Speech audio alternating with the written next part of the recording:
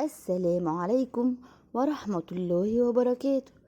ازيكم يا أصحابي؟ عاملين ايه؟ يا رب تكونوا بخير.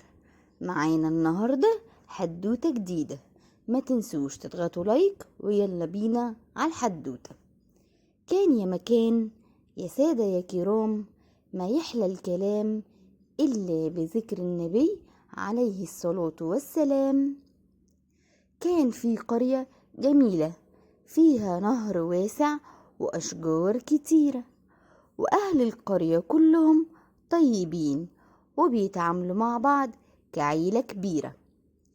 كان أهل القرية عندهم عادة بيعملوها كل صيف دايما، كانوا بيتجمعوا كلهم ويعملوا احتفال كبير وبيستمتعوا بيه جدا.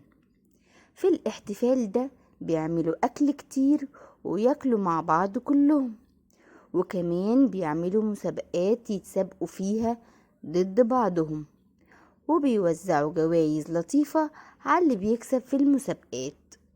وكل الأطفال كانوا بيحاولوا يلعبوا وبيستنوا المكافآت. ولما جه وقت الاحتفال، جويرية كانت مبسوطة ومتحمسة، حضرت مع مامتها لبسها الجديد وقعدت مستنية. ويوم الاحتفال لبست وجهزت نفسها وخرجت مع أصحابها. راحوا كلهم الاحتفال، وهناك قابلت تقريبا كل أهل قريتها. كانوا عاملين زينة وأكل كتير، وكل الناس كانوا حقيقي مبسوطين. ولما جه وقت المسابقات كل الناس كانوا متحمسين، قسموا نفسهم فرق مختلفة وابتدوا يلعبوا لوقت طويل. والمسابقة كان فيها بيحلوا الألغاز ويدوروا على الدليل. جويرية كانت في الفريق مع أصحابها، لكنهم ما كانوش متعاونين، كل واحد فيهم بيلعب لوحده، وكانوا عن الفرق التانية متأخرين. جويرية في وسط المسابقة لما شافت انهم خلاص بيخسروا، قالت لهم انا مش هكمل، وسابتهم لوحدهم يلعبوا، وراحت قعدت بعيد عنهم بتتفرج عليهم، وكانت زعلانة.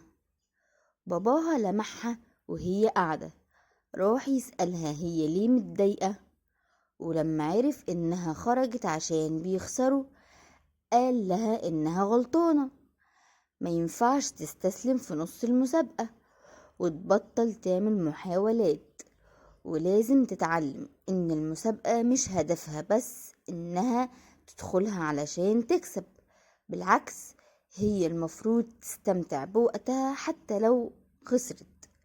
والأهم من كده إنها ما ينفعش تسيب فريقها اللي اعتمد عليها، ولازم تبقى قد كلمتها لما وعدتهم تدخل المسابقة وتلعب معاهم.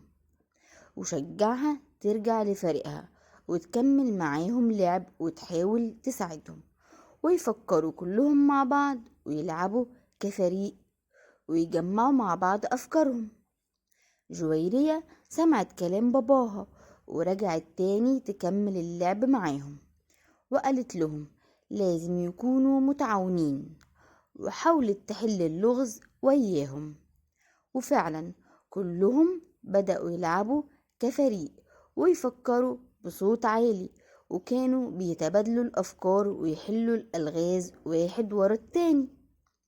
وخلصت المسابقة وطلعوا المركز التاني وأخدوا جايزتهم. لكن جويرية وأصحابها اتعلموا ايه هي أهمية تعاونهم، وفهمت جويرية الدرس كويس، وإن الاستسلام مش حل أبدا، وإن مهما الحاجة كانت صعبة عليها لازم تفضل تحاول دايما. وتوتة توتة خلصت الحدوتة، حلوة بقى ولا ملتوتة؟